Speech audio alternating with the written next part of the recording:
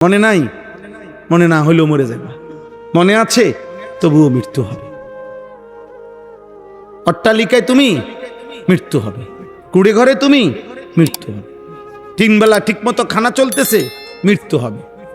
ক্ষুধার্ত, তবুও মৃত্যু হবে। সুস্থ কিংবা অসুস্থ, তোমাকে ফিরে আসতে হবে। অতএব ভাই, এই দুইটা আয়াত হয়ে গেল। এই দুই আয়াতের মূল বক্তব্য কি? আল্লাহ বলেন, বান্দা সৃষ্টি করলাম আমি, অঙ্গ প্রত্যঙ্গ দিলাম আমি, শরীর, স্বাস্থ্য, জীবন, যৌবন, চোখ, নাক, কান, হাত, পা, অঙ্গ প্রত্যঙ্গ আমি দিলাম। তোমার উচিত আমাকে স্মরণ করা, আমার কৃতজ্ঞতা আদায় করা।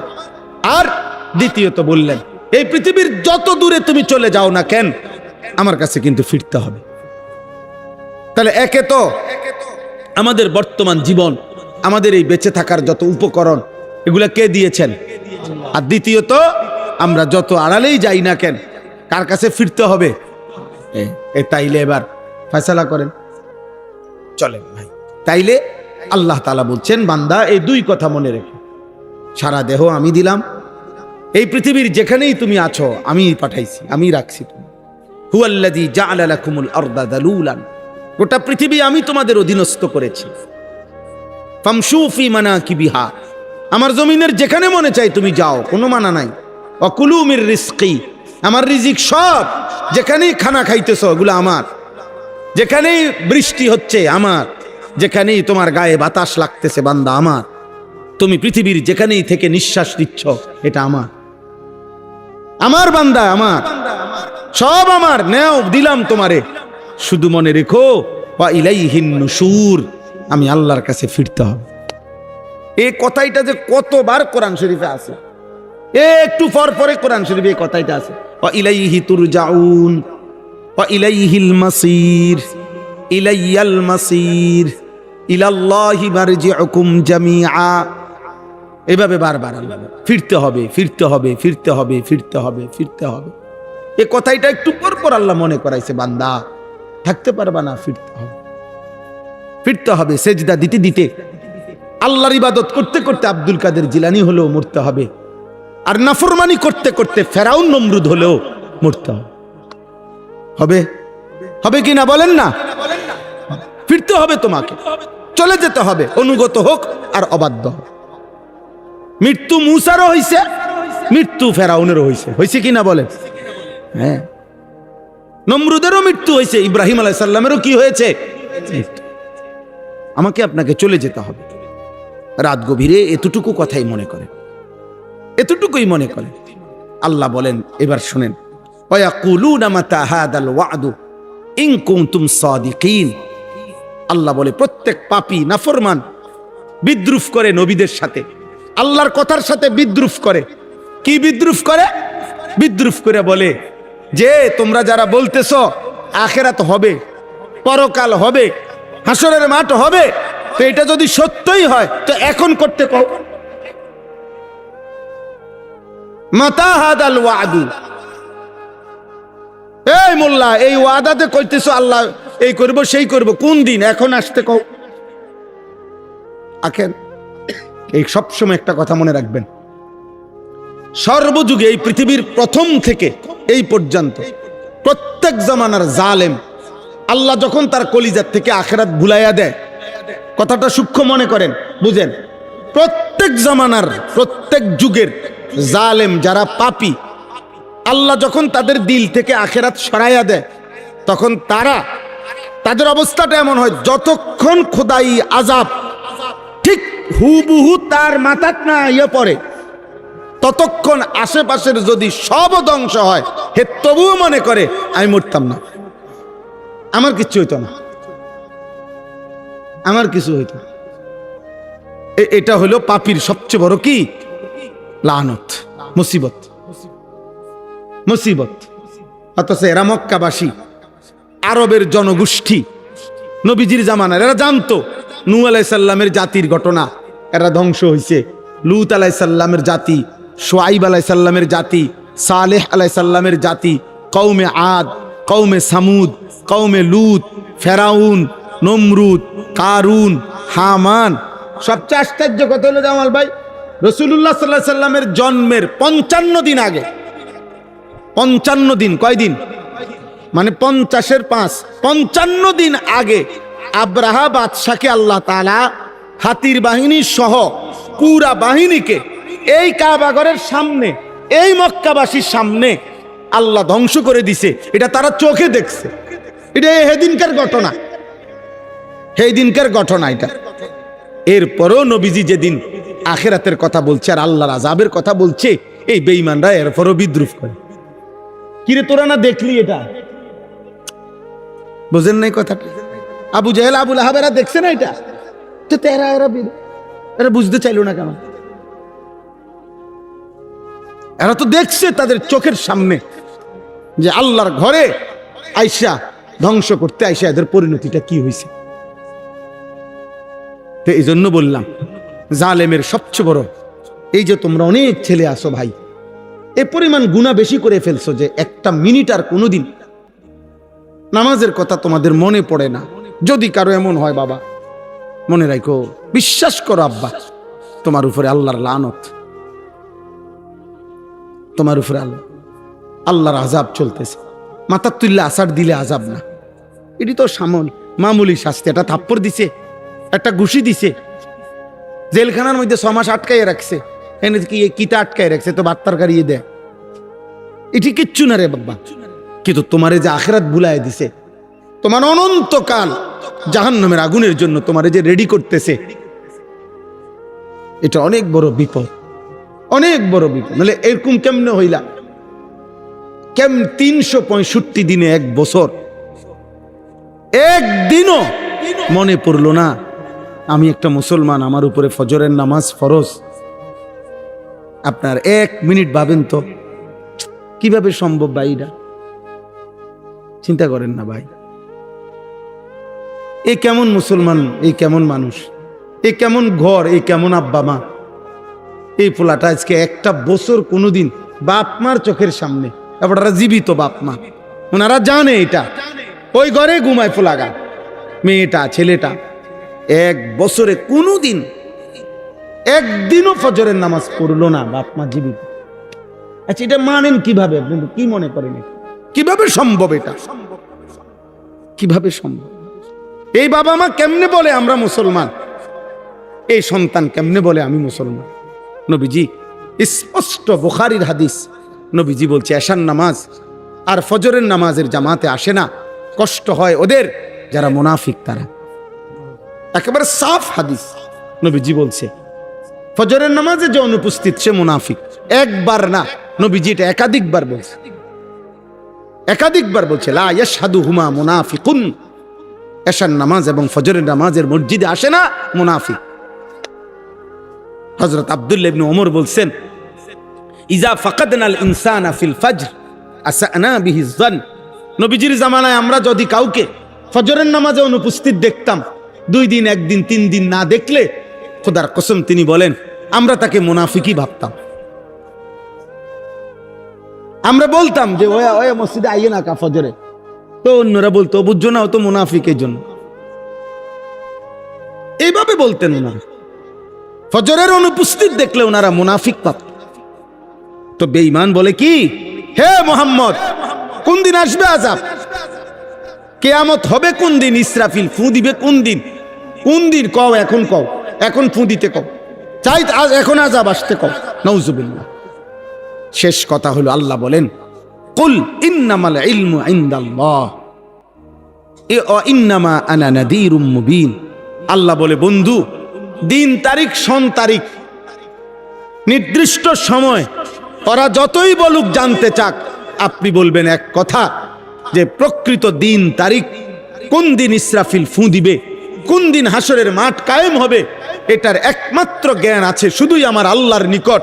আর আমার দায়িত্ব, আমি তোমাদেরকে স্পষ্ট আল্লাহর পথে ভয় দেখাচ্ছি, ভয় প্রদর্শনকারী আমি। আর আমার দায়িত্ব 1000 বার 1,000,000 বার যতক্ষণ আমার হায়াত আছে আমি তোমাদেরকে কবরের ভয় দেখাবো, জাহান্নামের ভয় দেখাবো, আখিরাতের ভয় দেখাবো। এটাই আমার দায়িত্ব। এটাই কার দায়িত্ব? নবীর দায়িত্ব। নবীর পরবর্তী ওয়ারিস হিসাবে আমাদেরও এটা দায়িত্ব। এই জন্য আমরা বলি, আমগরে অনেক মানুষে বিদ্রুপ করে হুজুরের কাছে, এই ছাড়া আর কথা নাই, কেল কবর আখিরাত হাসর, আসমানের রূপের কথা, আর কথা নাই। আর কথা তো বলুন না ভাই, আরো লোক আছে তো। ডাক্তার সাহেবরা আপনি কোনোদিন বলেন না কেন সারাটা জীবন এই প্যারাসিটামল না ফালইয়া পড়ে রইলেন? আর কথা নাই আপনার দ্বারে? আপনি একটা বিল্ডিং বানান না কা? ইঞ্জিনিয়াররে বলেন না কেন সারা জীবন আপনি বিল্ডিং লইয়া পড়ে থাকলেন? আপনি সারা জীবন আপনি শুধু ডাক্তারি করতে পারেন না? এই দুনিয়ার প্রত্যেক মানুষ বোঝে রাজমিস্ত্রির মানুষে কাঠমিস্ত্রির কথা কয় না, কাঠমিস্ত্রির মানুষে রাজমিস্ত্রির কথা বলে না। এটাই তো নিয়ম, বন্টন করে নিছে এক একজন এক এক কাজ, এক এক কাজ। তাহলে আমরা হুজুর, আমরা আলেম, তো আমাদের জন্য নবীজি সাল্লাল্লাহু আলাইহি সাল্লাম, আল্লাহর কোরআন, নবীজি যা বলছেন তা বলতে হবে না? কথা বলেন না? তাইলে আমাদের তো এই জিম্মাদারি, আমাদের তো এই দায়িত্ব। আমরা আপনাকে ঘরে বলি আর বাজারে বলি, সংসদে বলি আর রাষ্ট্রে বলি, যেখানেই বলি আমরা তো আল্লাহর কথাই বলতে হবে। আমরা তো হালাল হারামই বলতে হবে। হালাল হারামই কণ্ঠরোধ করার চেষ্টা যেই করুক সে করতে পারে, কিন্তু কোনোদিনও হকের কণ্ঠরোধ হয় না। রোধ হয়, একজনকে থামানো যায়, দুইজনকে থামানো যায়, তিনজনকে হয়তো ধমক দিয়ে থামানো যায়, 3000কে থামানো যায়, কিন্তু একদিন জালেম পলাইয়া যায়। একদিন জালেম কি হয়ে যায়?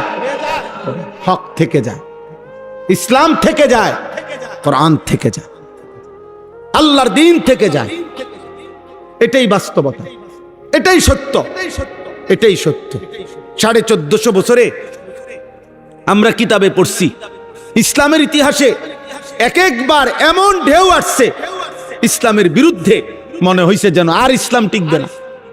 কিন্তু ঠিক এই প্রতিবার ঢেউ শেষে দেখা গেছে ইসলাম টিকেই আছে, ইসলাম টিকেই আছে, টিকেই গেছে এই পর্যন্ত 1450 বছর। এই জন্য পৃথিবীর কোন অঞ্চলে আর কেউ ইসলাম চিনে না, ইসলাম এই শব্দটি অপরিচিত। পৃথিবীর কোন জায়গায় এই পর্যন্ত এই 1450 বছরের ইতিহাসে এমন হয় নাই, হবেও না কোনো। কিন্তু পৃথিবীতে এমন ধর্ম আছে, পৃথিবীতে এমন মতবাদ ছিল। আপনাদেরকে এখন যদি বলি যে জরথুস্তের মতবাদ, মনুর মতবাদ, আপনারা এই নাম জমজমাট ছিল, হাজার হাজার কোটি কোটি মানুষ অনুসারী ছিল, এমন ধর্ম, এমন মতবাদ এই পৃথিবীতে ছিল। কিন্তু এখন আপনাকে যদি এগুলো বলি তা আপনি কবেন আমার বাপেও শুনছে না। বুঝেন নাই কথাটা? নাই, নাম নিশানাও নাই। ও ঐতিহাসিকরা জানে, ও বইপত্রের মধ্যে কি তালাশ করলে হয়তো কি পাওয়া যাবে, এরকম কিছু আছে। কিন্তু ইসলাম এই মাটিতে আল্লাহ তাআলা যেদিন থেকে নবীজির মাধ্যমে উদ্বোধন করে দিয়েছেন, আজ পর্যন্ত ইসলাম কোনোদিন অপরিচিত হয় নাই, ইসরাফিলের ফু পর্যন্ত হবেও না ইনশাআল্লাহ। এই জন্য মসজিদ থাকবে, মাদ্রাসা থাকবে, দিন থাকবে, কোরআনের খেদমত থাকবে, কোরআনের খেদমত থাকবে। হ্যাঁ হ্যাঁ, স্রোতের নিয়ম হলো ওই যে স্রোত, পানির ধারা, এটার নিয়ম হলো আপনি এখানে যদি বাঁধ দেন, এখানে যদি আপনি 3 কিলোমিটার বাঁধও দেন, তো পানির ধর্ম হইল, স্রোতের ধর্ম হইল, সে প্রয়োজনে তালাশ করতে করতে করতে 3 কিলোমিটারের ওইখান দিয়ে হইলো যাইবে, সে ওইখান দিয়ে যাবে, সে থামে না, সে তার পরবর্তী গন্তব্য ঠিকই খুঁজে নেয়।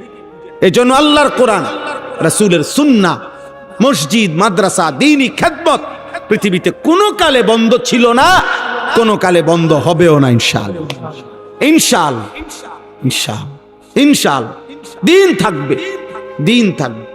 এত পরিমাণ ষড়যন্ত্র নাস্তিক, মুরতাদ, ইসলাম বিরোধীদের, এরপরেও আলহামদুলিল্লাহ আমরা প্রতিদিন হিসাব করি, লক্ষ্য করছি আলহামদুলিল্লাহ শুধু আমাদের এই বাংলাদেশে এই মুহূর্তেও গত 10 বছরে, গত 20 বছরে আপনার এখন আইসা পরিস্থিতি এমন যে ষড়যন্ত্র চতুর্দিকে। কিন্তু আপনি লক্ষ্য করেন জেনারেল শিক্ষিত কলেজ, ইউনিভার্সিটিতে এবং জেনারেল শিক্ষিতদের মধ্যে নিশ্চিত দাড়ি রাখা মানুষের সংখ্যা আগের চাইতে 100 গুণ বেশি বেড়ে গেছে। হিজাব পরা, বোরখা পরা নারী, বোরখা পরা নারীর সংখ্যা বাংলাদেশের শুধু কওমি মহিলা মাদ্রাসা না, আলহামদুলিল্লাহ কলেজ, ইউনিভার্সিটিতেও একেবারে চোখে পড়ার মতো উল্লেখযোগ্য সংখ্যক হিজাবওয়ালী নারী আলহামদুলিল্লাহ বেড়ে গেছে। এজন্য দোস্ত, তোমরা কমে যাবা। এই চরিত্রহীন তোমরা যারা, তোমরা পৃথিবীতে টিকতা না, এটা মনে রাখ। আমি লিখে দিলাম আব্বা, এই নারী ছবি, অশ্লীল দৃশ্য, ফেসবুক, ইউটিউব, মোবাইলের অসক্ত তোমার মতো জন্তু জানোয়ারের আখলাক, এই আখলাকওয়ালা মানুষ পৃথিবীর থেকে নিশ্চিহ্ন হবে, ইমানদার টিকে থাকবে ইনশাআল্লাহ। এটা মনে রাখো।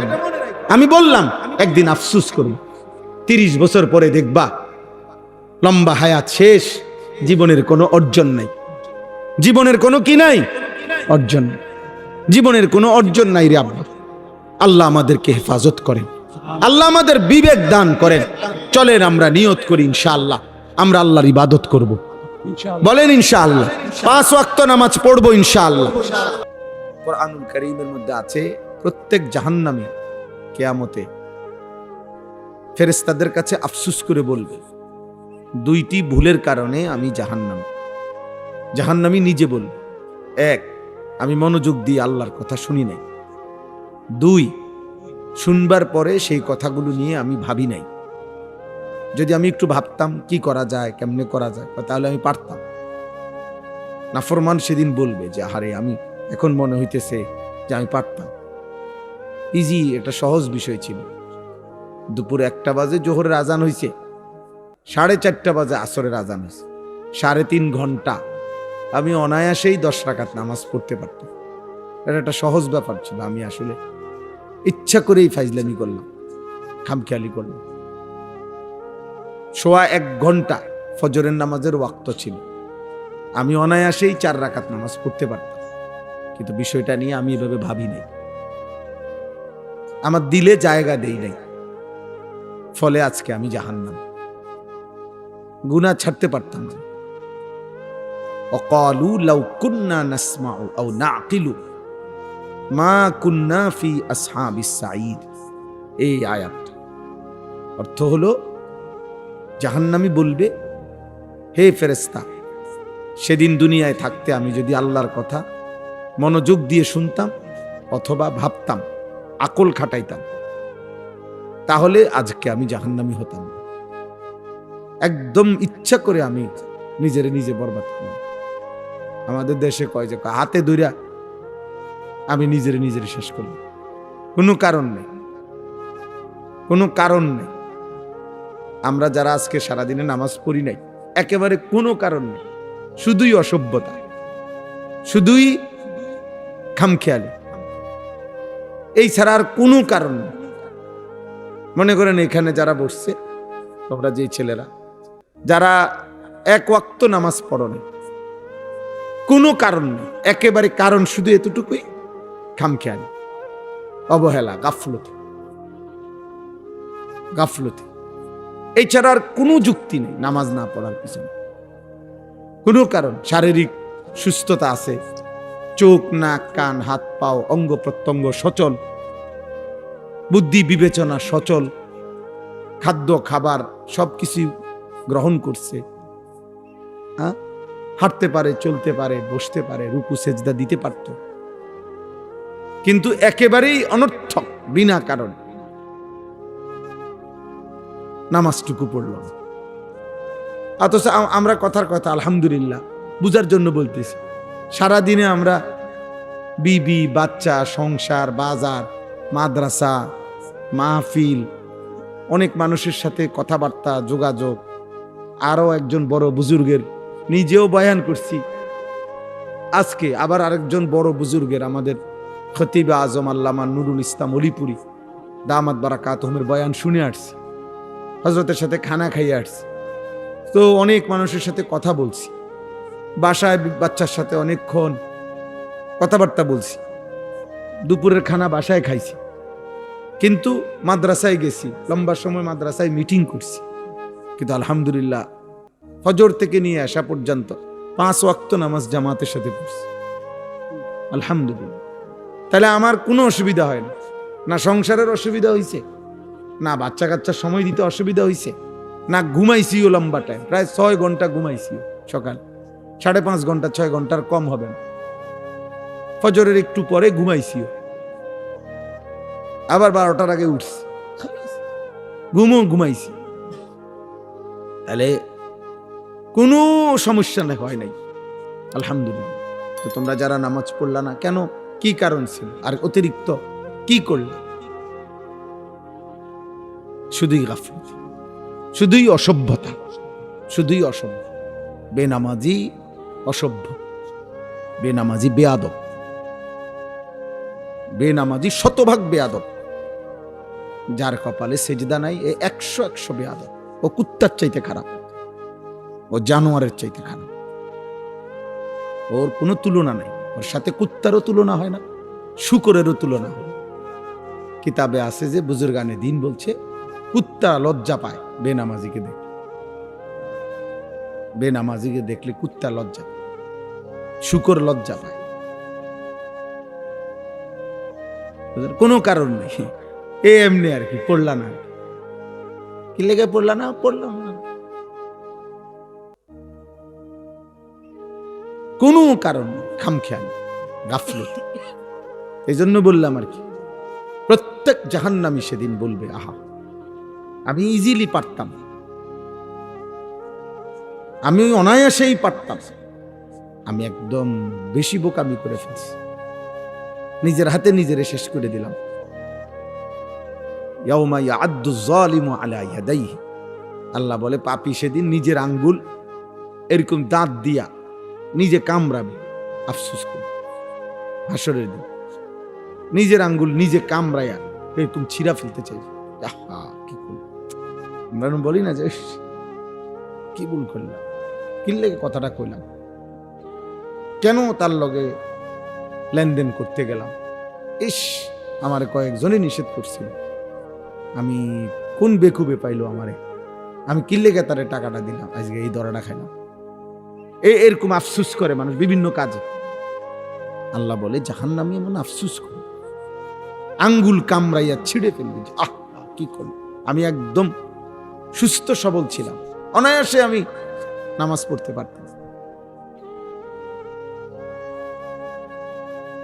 এই জন্য ভাইয়া এই উপলব্ধিটুকু অনেক বড় নিয়ামত। আপনি দেখেন জামাল ভাই, দেখেন যে বেনামাজি কি করবেন, আপনি দেখেন তোমরা এখানে যারা বছর নওজোয়ান, সিংহভাগ 90 ভাগ 98 বেনামাজি। চেহারা দেখলেই বোঝা যায়, বেয়াদবের চেহারা দেখলেই বোঝা যায়, অসভ্যের চেহারা দেখলেই বোঝা যায়, হাইওয়ানের চেহারা দেখলেই বোঝা যায়। রাগ করে চলে যাও, অসুবিধা নাই। আমি তো বললাম না, আমি তো জনপ্রিয়তা যাচাইয়ের জন্য আসিনি। তুমি বলো না বলে যে হুজুর আপনি এত বড় কথা কইলেন, শুনলাম না আপনার ওয়াজ, আপনার মতো ব্যাড হইতে কইলাম না, বুঝেন নাই। আমি একজনকে বলবো, অসুবিধা কি? একজনকে বললেও নে কি হয় জানেন? আল্লাহর কথা একজনকে শুনাইলে নে কি হয়, কথা বলেন না তো। আমার নে কি না দরকার, আমার তো সওয়াব দরকার, আমার সওয়াব দরকার। তো একজনকে বললেও তো কি হয়, সওয়াব। এজন্য প্রিয় ভাই রহম করো, মনোযোগ দাও আল্লাহর কথার। এই জন্য শুরুতে এটা শক্ত বলে নিলাম। কি কারণ থাকতে পারে, কি কারণ থাকতে পারে? একটা সুস্থ স্বাভাবিক মানুষ কতক্ষণ টোটো করে ঘোরে? একজন স্বাভাবিক মানুষ, বুদ্ধি বিবেক সম্পন্ন মানুষ কতক্ষণ আড্ডা দেয়?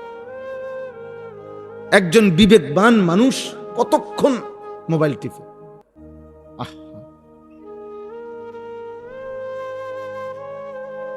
কতক্ষণ? আমার হায়াতে আমি আলহামদুলিল্লাহ, আমি বছরের পর বছর দেখছি যে আমার মনে হয় 2 ঘন্টা টাইম অবসর থাকলে আমার কাছে দুনিয়াটা মানে বিষের মতো মনে হয়, যার অনেকক্ষণ হয়ে গেছে, কোনো কাজ নাই। বলে কি, কিভাবে সম্ভব?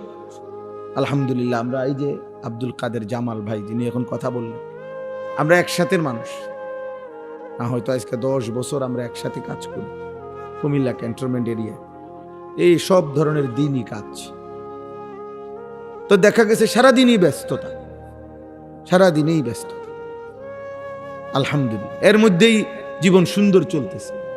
বউ বাচ্চা স্ত্রী ছেলে মেয়ে বাজার খানা দানা কোনোটাই আটকাইছে না। তুমি কেন আল্লাহকে ভুলে গেল? তুমি কেন আল্লাহকে ভুলে গেল? কি এমন মহান কাজ করতে গিয়ে আল্লাহকে ভুলে গেল? আল্লাহ আমাদেরকে বুঝ দান করে, আল্লাহ আমাদেরকে বুঝ দান। আলহামদুলিল্লাহ আলহামদুলিল্লাহি নাহমাদুহু ওয়া নাস্তাঈনুহু ওয়া নাস্তাগফিরুহু ওয়া নু'মিনু বিহি ওয়া নাতাওয়াক্কালু আলাইহি ওয়া নাউযু বিল্লাহি মিন শুরুরি আনফুসিনা ওয়া মিন সাইয়্যাতি আ'মালিনা। মান ইয়াহদিহিল্লাহু ফালা মুদিল্লা লাহু ওয়া মান ইউদ্লিলহু ফালা হাদিয়া লাহু। ওয়া নাশহাদু আল্লা ইলাহা ইল্লাল্লাহু ওয়াহদাহু লা শারীকা লাহু ওয়া নাশহাদু আন্না সাইয়্যিদানা ওয়া হাবিবানা ওয়া মাওলানা মুহাম্মাদান আবদুহু ওয়া রাসূলুহু। আম্মা বা'দ فأعوذ بالله من الشيطان الرجيم. بسم الله الرحمن الرحيم. قل هو الذي أنشأكم وجعل لكم السمع والأبصار والأفئدة قليلا ما تشكرون.